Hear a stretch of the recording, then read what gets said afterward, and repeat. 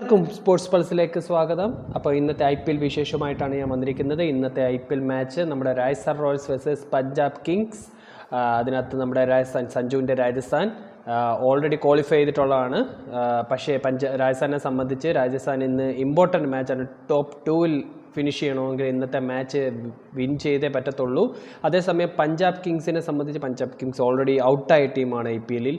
അതുകൊണ്ട് തന്നെ അവരുടെ ബെഞ്ച് സ്ട്രെങ്തിനെ പരീക്ഷിക്കുക എന്നതാണ് പഞ്ചാബിനെ സംബന്ധിച്ച് അവർക്കുള്ളത്. മാത്രമല്ല അവസാന സ്ഥാനത്താണ് ഇപ്പോൾ പഞ്ചാബ് ഉള്ളത്.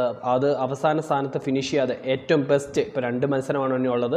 ആ 2 മത്സരവും ജയിച്ച് മാക്സിമം ടോപ്പിലേക്ക് എത്തുക എന്നതാണ് പഞ്ചാബിൻ്റെ നോട്ടം.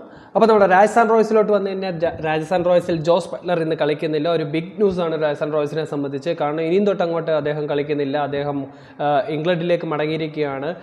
ഹോം സീരീസാണ് പാകിസ്ഥാനെതിരെ 2020. അപ്പോൾ അതിന് പാർട്ടിസിപ്പേറ്റ് ചെയ്യാൻ വേണ്ടി ഇംഗ്ലണ്ടിലേക്ക് മടങ്ങിയിരിക്കുകയാണ്. അതുകൊണ്ട് അദ്ദേഹം ഇനിയും തൊട്ടുള്ള കളികൾ കളിക്കത്തില്ല. അത് വളരെ ഇമ്പോർട്ടൻ്റ് ഇതാണ്. അതിന് പകരം റീപ്ലേസ്മെൻ്റ് ആയിട്ട് അവർ കരുതിയിരിക്കുന്നത് കാറ്റ്മോറിനെയാണ്. Tom collar കാറ്റ്മോർ.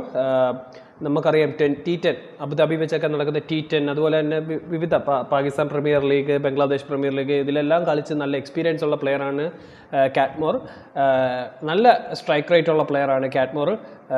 പക്ഷേ IPL-ൽ തൻ്റെ ഡെബ്യൂട്ടാണ് ഇന്ന് കാറ്റ്മോറെ സംബന്ധിച്ച്. കാറ്റ്മോർ ആയിരിക്കും മിക്കവാറും ബട്ട്ലറിൻ്റെ ഒരു റീപ്ലേസ് എന്ന് പറഞ്ഞു കഴിഞ്ഞാൽ. ബട്ട്ലർ കഴിഞ്ഞ സീസൺ വെച്ച് നോക്കുകയാണെങ്കിൽ ഈ സീസൺ അത്ര ഫോമിലല്ലായിരുന്നു. പക്ഷേ ഒരു മത്സരം വളരെ നൈസായിട്ട് രാജസ്ഥാൻ റോയൽസിലെ വിജയിപ്പിക്കുന്നതിനകത്ത് ഇമ്പോർട്ടൻറ്റ് റോൾ വഹിച്ച ഒരു വ്യക്തിയാണ് ജോസ് ബട്ട്ലർ. എക്സ്പീരിയൻസ് പ്ലെയറാണ്, ഇംഗ്ലണ്ട് ക്യാപ്റ്റനാണ്.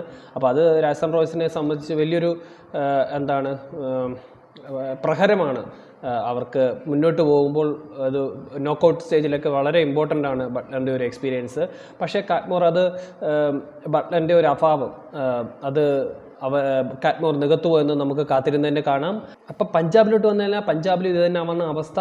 പഞ്ചാബിൽ ലിയാം ലിവിങ്സ്റ്റണും അതുപോലെ തന്നെ കഗിസോ റബാഡയും തിരിച്ച് നാട്ടിലേക്ക് മടങ്ങിയിരിക്കുകയാണ്. ലിയാം ലിവിങ്സ്റ്റൺ ഓൾറെഡി ഇഞ്ചേർഡാണ് രണ്ടുപേരും, കഗിസോ റബാഡയും. അതുകൊണ്ട് വേൾഡ് കപ്പ് വരുന്നത് കൊണ്ട് അവർ രണ്ടുപേരും നാട്ടിലോട്ട് മടങ്ങിയിരിക്കുകയാണ്. അത് വലിയൊരു പ്രഹരമാണ് പഞ്ചാബിന്. 2 മാച്ചുണ്ട്.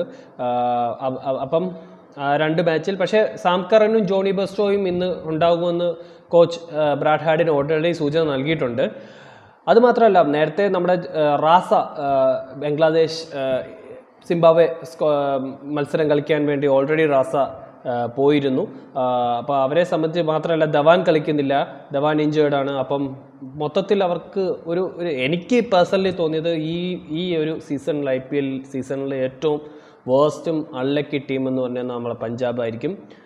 ഭയങ്കര വേഴ്സ്റ്റ് ടീമാണ്. കാരണം അവർ പിക്ക് ചെയ്തേക്കുന്ന പ്ലേയേഴ്സും ഒന്നും പ്രോപ്പറായിട്ടല്ല, ഒരു ബാലൻസ്ഡ് സൈഡല്ല പഞ്ചാബ് കിങ്സ് നോക്കിക്കഴിഞ്ഞ് കഴിഞ്ഞാൽ. ഈ പ്രാവശ്യത്തെ പഞ്ചാബിൻ്റെ എടുത്തു കഴിഞ്ഞാൽ തന്നെ നമുക്ക് ശശാങ്ക് സിംഗും അതുപോലെ തന്നെ അശുതോഷ് ശർമ്മ, പിന്നെ ജോണി ബെസ്റ്റോയുടെ ഒരു ഇന്നിങ്സ് അത്രയൊക്കെ ഉണ്ടായിരുന്നുള്ളൂ പഞ്ചാബ് കിങ്സിനെ സംബന്ധിച്ച്.